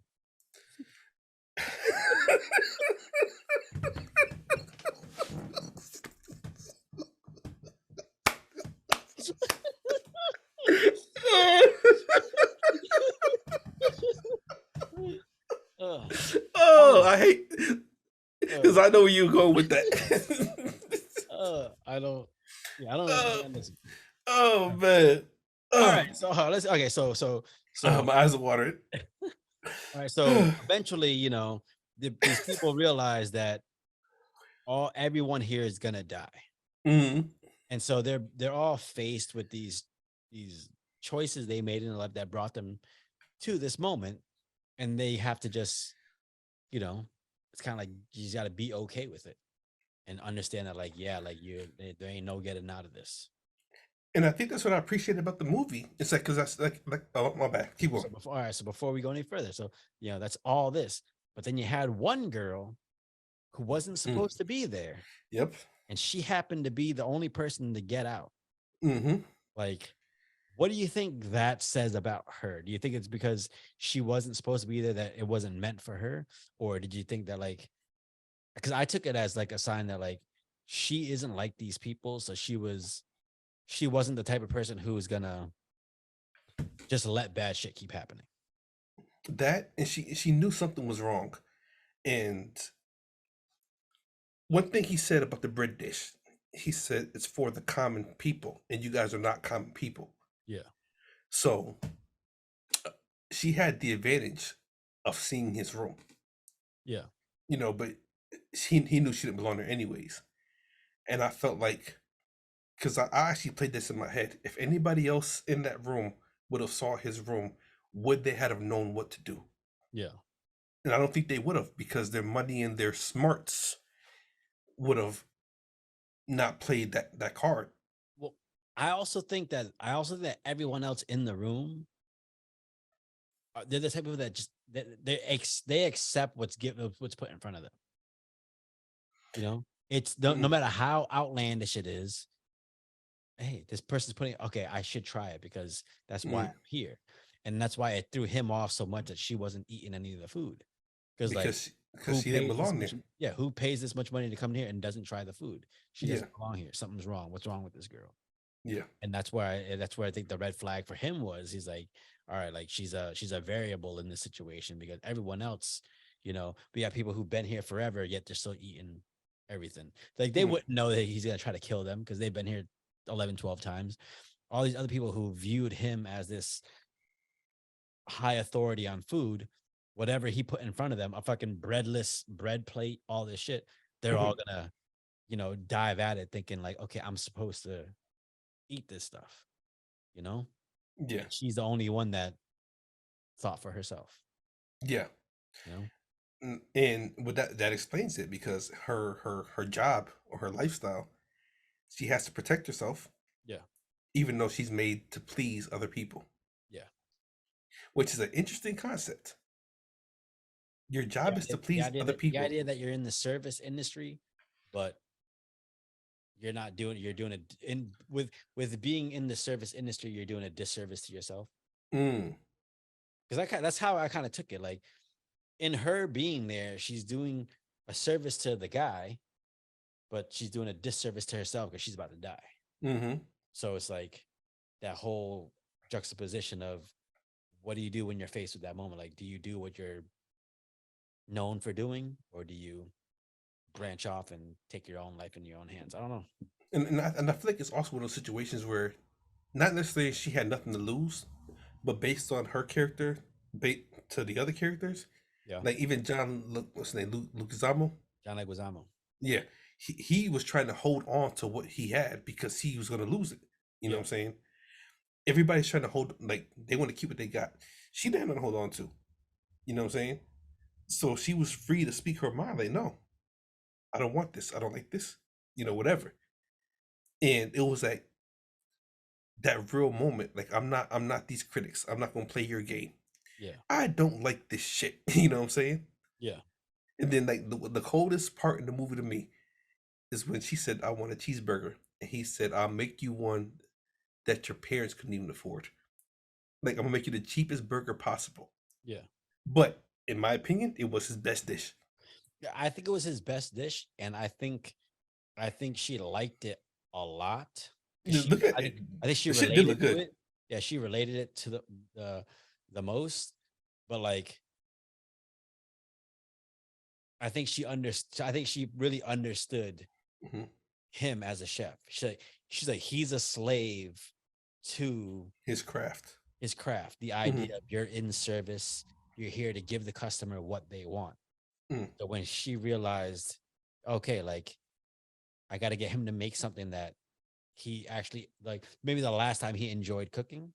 Mm. Yeah. And then when she says, "Hey, can I have the rest to go?" And he's in the service industry, he can't just be like, "No, you can't." He's Mm. like, "Here, yeah, Mm. you can have this to go, and then you So can go." I'm gonna pull your number. I gotta go let the lizard breathe for a minute. But I'm gonna hit you with a question All or right. something to talk to people about. Yep. Explain how this burger was made and the passion behind it. All right. So in the movie, the chef is doing this burger, and he's doing, he's not using a frozen patty. He's using like ground meat into a ball and then use the press to press it down on the flat top. Now, when you do that, you're giving the meat like the more surface area that you have in contact between the meat and the flat top, it allows more crispiness. So that's like a smash burger and stuff like that.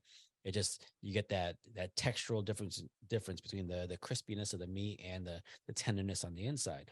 Then they used American cheese, and they said it in the movie, like American cheese is the best cheese to use for a cheeseburger because it doesn't do something, it doesn't break apart or something like that, which I personally believe is, yeah, the best kind of cheese to use for a cheeseburger. I actually think maybe the government cheese that I used to get in high school might be better than the American cheese. I don't know, but yeah. And then like it's constructed in a way like you're paying attention to the temperature that it's cooked at and things like that, but it's there's a simplicity to the burger that allows the meat and the simple vegetables and the bun to work together.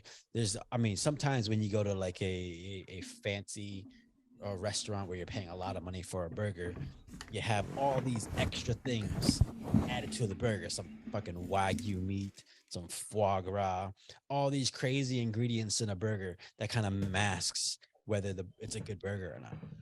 That's just how I feel. Like you get all these crazy looking burgers that you can barely like smash down to bite into. Sometimes there's so much going on that you lose sight of the burger. And that's why this burger I thought was fucking amazing, because it's just a simple burger. Patty, cheese, onions, bread. A little And bit of that salt and pepper. allows it to just be, motherfucker, be. Look, I actually want to cook one after I watched it because I've never made a homemade burger where I Mhm. had it in a ball first and then smushed it down. Yeah, the smash burgers. Yeah. See, I've never done that. I've always just patted them and then throw it in the pan or on the grill or whatever. So the idea, like, because I was watching a couple of food shows, and the idea between that is like you're allowing the most surface area of the meat to Hmm. hit the flat top to crisp up. So you got two sides that are nice and crispy on the edge, then you got Hmm. the tender meat in the middle, and it's that textural difference when you bite into it. Hmm. Even not even just that. He asked, "Do you want julienne fries? Do you want crinkle fries?" Now, I love julienne fries because Friendlies. I used to buy the bag of fries at Friendlies and cook them at home, and that's I cooked them on my engine. yes, I know, I know. You got my man got the Cadillac deep fryer. It had a kind of like a lot of things. That shit was a deep fryer, a griller, a bed, a shower. And then, but crinkle fries, they're super nostalgic to me. Like that reminds me of elementary school. Really? Yeah, because that was the only time I ever had crinkle fries. My parents worked at Friendlies pretty Hmm. much my whole life, Yeah. so I always had those kind of like the straight cut like julienne fries. So the crinkle fries, I only ever got those when I was in school. Mm. And whenever I see crinkle fries, I'm like, yes, just reminds me of me when I used to get terrible grades. I never got terrible grades in elementary school. I didn't get terrible grades until I hit 11th grade. He couldn't color in the lines, people. Listen, I'm not Saran. I can see color. I hope he sees this. He knows. That's why everything he wears is black, white, and red because he can't Oh, see nothing else. oh You ever shit. notice that? Black, white, Wow. red, black, white, red, maybe a blue shirt here or there, but he can't Really? see certain pigments. That's why I tell you. I tell you, that's why he ain't a catch. Oh, man, short, chunky, he can't see colors. Come on. Oh my god. Here we go again. He go again. That dude gonna choke me in my sleep one day. I know. He gonna come after you first. I know. Oh man.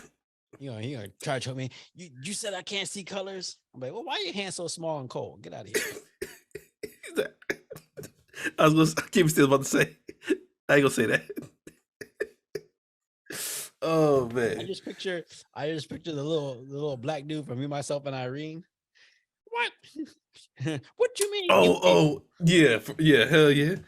Oh man. But yeah, no, like it comes to fruition where like everybody just has to accept their fate except for the girl, and she figures out how to get out of there because she realized, She played him against herself. yeah, she realized the last time he was actually happy is when he was cooking, but he didn't have the pressure to be this high level cook. Because people don't realize that. And sometimes it's not that you don't have the ability to be great. It's just that the ability to be great all the time because of the pressure.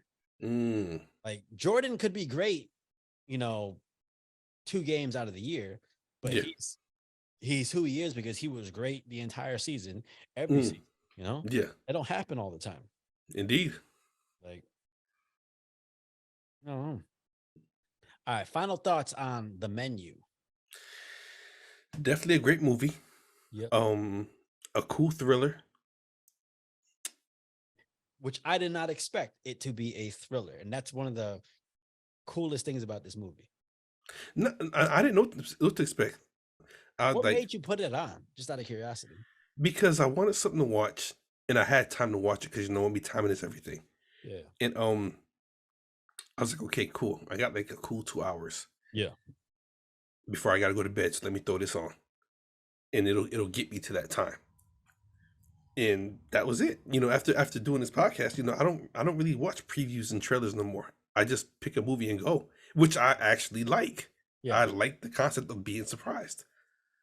What point in the movie was it that you texted me and was like, man, we should really check this movie out? Because I think I know, but I'm curious.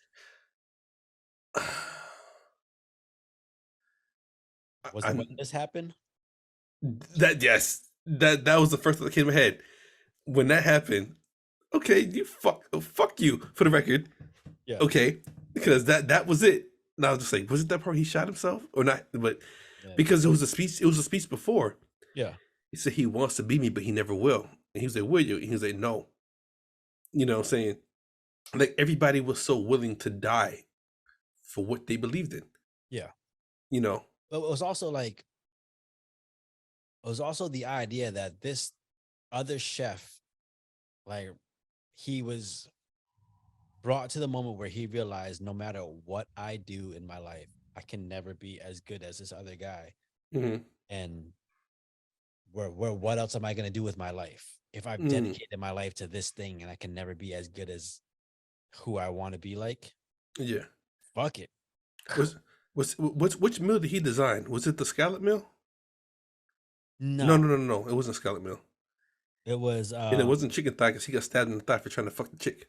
Yeah, no, it was that one was that even a meal? Yes, it was the one with I don't know what kind of meat it was. It was the red meat. I don't know if it was lamb or beef. The mess. It was called the mess. There you go. That was the meal. Which one was that? Oh yeah, it was, yeah. Because they put it out. It's just like a block here, a couple little things spread out, everything. Yeah. I like how every fucking meal was the way it was designed in the menu. Like he had the story being told. Yeah. So I mean, when you go to those kind of restaurants, that's what happens. It's not just about the one dish you're getting. Like they're telling a story. I think that's why I like the chef character so much too, because one thing I get shit for all the time is if I do something or people ask for something, I give a story behind it. And Yeah, they're like, I don't want the lecture. And I'm like, it's not a lecture. It's you understanding why this is happening or yeah, why I'm doing this the way it is. yeah. And I actually appreciate that about the chef. Like everything was a story. Why do you think people don't want the lecture? Just out of curiosity. Because Because I it feel the same way. I feel the exact same way. Go ahead. because ignorance is bliss. Ignorance is happiness. Do you think? Okay, so let me see if you agree with me. I feel like for some people, when you explain the type of love and the type of story and what went into doing this thing, Hmm. I feel like for some people, instinctually, it makes them go, I'm gonna feel bad if I don't like this. Mm. So it's like kind of like this response, not necessarily a responsibility, but this pressure to be like, oh, I gotta connect with this thing, or I gotta be able to, I have to like this thing because of how much time and effort this motherfucker put into it, you know? So Um, I don't look at it that way. I look at it the fact of I'm telling you the story about this meal or about this art or whatever yeah, because I want you to know the underlying reason of why.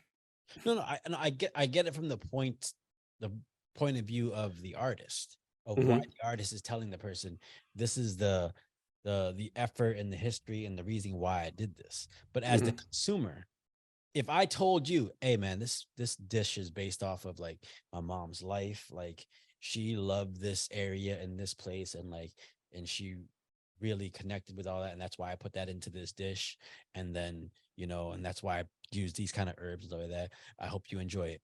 And that motherfucker walks away and you eat it, and you're like, yo, this shit tastes like fucking hamburger helper. You'd feel bad. Yeah. And I feel like that's what some people don't want. They don't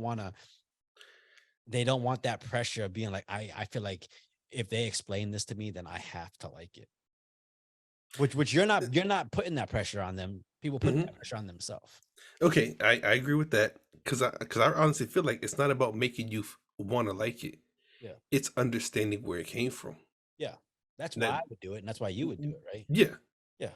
but the rest of the world, We'll look at that like like, no, you're just trying to tell me to do something. It's like, no, I'm not telling you to do anything. You can mhm, feel however you want about it. I'm just letting you know, like, this is why I did this. That's it. yeah. You know? Hmm. Oh yeah, so what was your final thoughts on this movie again? Oh shit, I liked it. Nah. It for me, it made me wonder, Okay, go ahead. will I ever become that obsessed with Mm. something? And would I ever have that much pressure on me? And if I do, how will I handle it?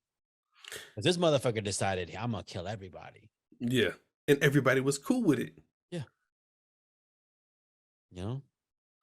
It's this crazy like scenario where you're like, this thing, are you taking this thing? Go ahead. Again, you tell me real quick. Yeah. I mean, I'm gonna finish your statement, but I gotta address something real quick. I'm saying I just this thing where you're like, you're taking this thing, a person you love, Hmm. you're letting other people drive you to a point where you don't have that love for it anymore. Mm. You're gonna make That these that shit sucks. yeah, and you're gonna make When these you lose your motherfuckers passion for something you love, yeah, that shit y- sucks ass. and you're gonna make these motherfuckers pay for robbing you of your passion. Hmm. That's exactly what he did. Yeah. Yeah. On a side note, Mhm. when he gave you the chance to run away as a man, would you have got away? I'd have got the fuck away. Oh, they got away. I First of can all, that swim, motherfucker goddamn had a it. boat. I can fucking swim. Fuck the boat. No, but not just that, but like if you got a boat and you're out there, like how did you not get away when you got just two motherfuckers just running after you? In the wrong fucking gear. Take those fucking classy ass shoes off. Look, Mhm. when I busted that window on the fucking school bus and I was in middle school, throwing snowballs and rocks, and everybody that was bigger and older than me got off that bus, Yep. I had on some Tims. You know what I did? I tucked those some bitches off and ran in my fucking socks because I knew how to get the fuck away. Dude, when when when dude didn't even finish the statement and dude took off. He's like, oh well, I guess 45 seconds starts now. Yeah.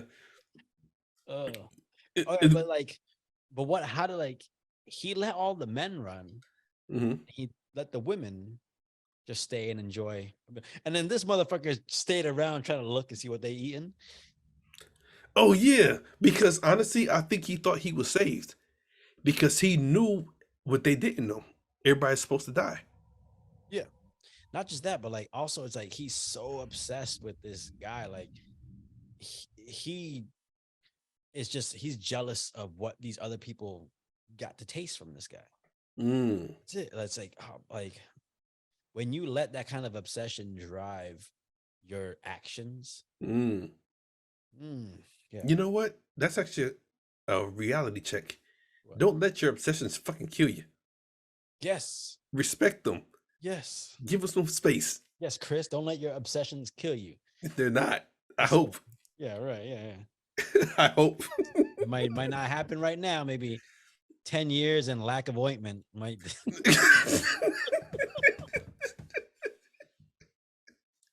Look, I'm not obsessed with anything. I'm sorry, everyone. Chris ain't dirty.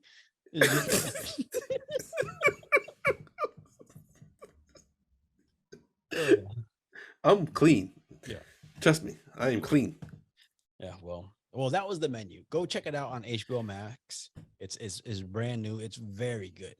It's a very good, and it goes in directions that I didn't think it would go. Chances are, if you're listening to this podcast, you've already seen it. But go watch it again. See if you pick up on some extra shit. It was a good thriller. Like overall, a good like it kept me interested. Yeah. Yeah. All right. As always, this is your boy Hold Sarath. on, wait. What? You ain't got a quote for the movie? Uh, let's see. What's my quote for the movie? Um, if you're gonna hire a girl, give her the same name as your girlfriend. What? Because that's what threw it off. That's what threw off this whole thing was that she didn't have the same name as the girlfriend. Well, because he didn't tell her who she was supposed to be. Yeah, but the chef, no one else would have been none the wiser if she had just they had done their due diligence. Okay. That's it. Yeah, just make sure you do your due diligence. Otherwise, you might go to a dinner and end up dying. That's all I'm saying. You know what? That's so fucked up. It's true, right? Just think of these big wigs that go to these holiday parties and shit at they corporations, Mm-hmm. and everybody knows their wives' name, and they bring some hot stripper girl. Let the stripper girl know that she's your wife for the night. Yeah. Well, I mean, this is the thing. Like something. I mean, you got to know what you're stepping into. Otherwise, that's how you end up on Epstein's island getting filmed with little girls. That's all I'm saying is you got to do your due diligence. What is wrong with you? I don't know. I guess same kind of scenario. Some people go to but it's what it is. Like you gotta just pay attention to what's going on around you. Definitely, Ain't no such definitely do thing. Ain't no such thing as a free $2,500 meal. That's all I'm saying. I don't know how much did the meal cost. Enough to where only a few people could afford it. Yeah, I thought he said 12.50. Either way, it's still some money. Yeah. Shit. Anyways. Okay. Damn. If you were holding dinner like that, okay. What's the dish you want on there? One dish. What dish I want on there? One dish you want on that menu. On that menu. Hold on, wait. Yeah. Hold on, wait. Let me make sure I understand that menu. Based off of something that someone else, like something you despise of like people, and you're gonna craft a dish based on that. What would it be? I'll go first because you know. Yeah, I got some thoughts. I got to piece it together. So I don't like people who abuse dogs. So I will find a guy who has abused a dog, and you're gonna go in there, you're gonna sit, and then the dish is going to be, it's called chow. Seriously? Yeah. Okay. I'll keep talking. I'm listening to this. And it's gonna be made of dog food and like all the stuff that like you would feed to a dog. But like, because the thing with dog food is it's made and it's made and marketed towards a human's palate. Because if you Okay. because if you put on the package exactly what a dog actually likes to eat, the dog likes to eat, animal like lungs and assholes and shit like that. You don't want to put Don't that eat on any your fucking thing. yeah, you don't want to put that on the dog food because people won't buy it. So you make the beef stew and shit like that. So it'd be like that. Like you'd fashion it after like and so it looked like dog food, but it's a fancy meal. Some high grade gravy. But then it doesn't look well then it still looks okay, so it looks Like, like dog food, but it's regular food. yeah, that's the meal. But it's Okay. based off of the guy, he fucking abused the dog. So, before he goes to eat, motherfucker gotta go, you know, fucking relay race with a pit bull or some shit. I don't know. So Yeah, no, they should make him eat it on his hands and knees with a collar on his neck. actually that's a good idea. They put it in a bowl on the ground and you gotta get down on your knees and eat it like a dog. That's That's how I it's mean served. that's what you want to go with. Yeah, that's how it's served. I like your thinking. Maybe you should be a chef. Because I'm an asshole. There's a difference. Chef Chris Brown, dog lover. I I am not a well, Yeah, you're not a dog lover, you're a dog owner. yeah. I love my dog though. What about you? What's this dish? My dish, I'd have to place it around manipulation. I just know what it would be. So you despise manipulation? Yes, people taking advantage of other people, offer Okay. for their own gain. Okay. Like, cause I'm like, don't lie to me. Give it to me straight and let me deal with it. Okay. Because you're giving me the choice to deal with it or not. Yeah. But if you're trying to coax me onto something to do something for your own gain, Mm-hmm. then I'm losing. That's grounds for death. You want to know how that meal goes? How's that? You put all these plates out, but they're all covered, so you can't see what's in there. And you Okay. pass them all out, and you explain to people, this is what it's modeled after. Now, 3 of these dishes are made with some less than stellar ingredients, and then the other ones are made like really high quality food. Okay. Y'all got 10 minutes to try to, without looking, to try to manipulate each other and trade dishes. Without looking, that's Yeah. kind of fucked up though. Without you got well maybe smelling or just looking real quick and then Yeah, but yeah, because if a great cook or great chef yeah. could take the most measliest of food and make it smell and taste great. Mm-hmm. So You can quickly look and see what it is, and then you got 10 minutes to try to swap dishes. You got to manipulate. Yeah, this is good. I'd like that. I'm allergic to this thing, so I can't really have it. So how about we switch? if that was even a possibility, would you be game for that? Yeah, I eat everything, bro. I know, same here. So it's like you're not going to manipulate me because as long as nothing on the table is a fucking dead carcass. Well, technically, a chicken is a dead carcass, bro. I mean, but it's cooked and sautéed and Whatever. Give me, I'll do some sautéed horse kneecaps. I don't give a fuck.